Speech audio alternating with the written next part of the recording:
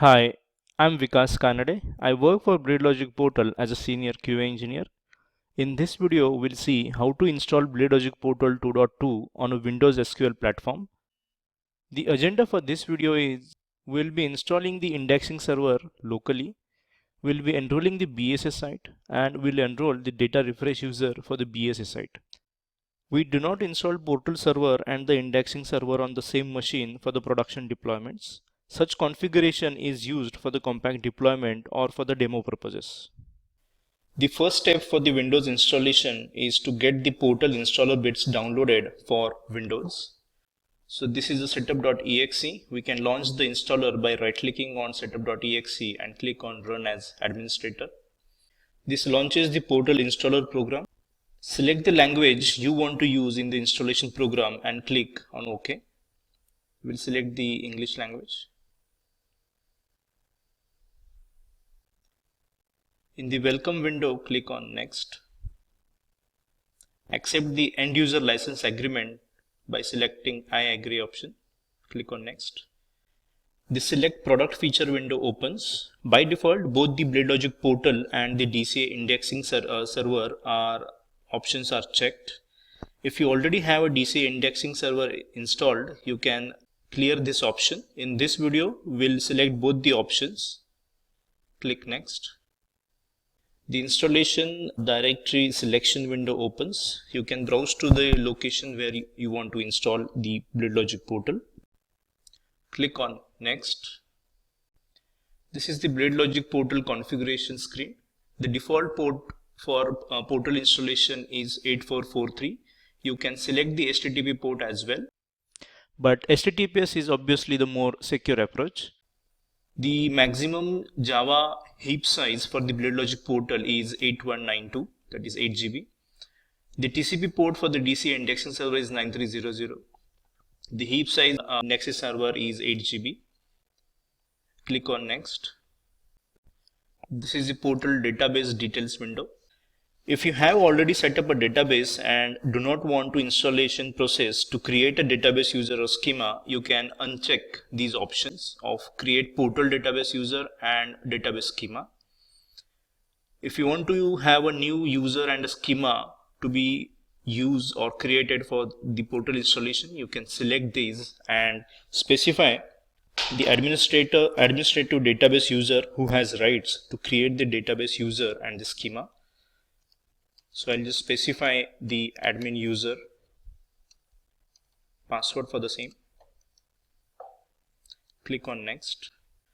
In this screen, we need a database details. For Windows installation, always use the SQL Server option. Hostname, fully qualified name or the IP address of the server that hosts the database.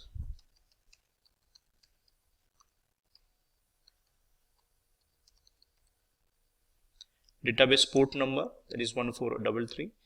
Database name, we can specify the database name here.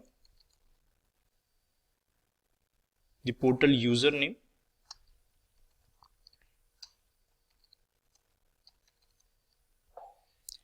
Password for the same. Just confirming the password. Click on Next. This will basically validate the database connection. In this screen, we'll configure the site to be used with the BladeLogic portal. By default, BladeLogic portal is installed with the connections to both BMC server automation and the network automation. We need to select the product which we want to specify to connection with. We can, in this video, we'll roll the BladeLogic server automation and we'll click on Next. We need to enter the BSA details here. We can enter the BSA fully qualified host name or the IP address with which the BSA is accessible.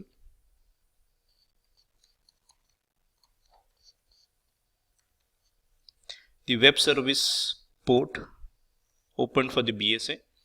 Normally it is 9843. The username for BSA, we'll use BLadmin. Password for the BLadmin and the role name for the user BLadmin, that is BLadmins. We'll click on Next. It will validate the BSA server details.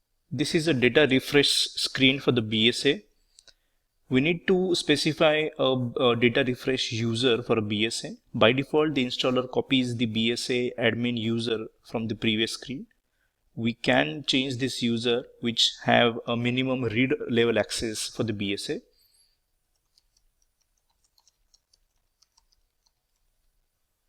The password for this user, the authentication method for this user, and the role.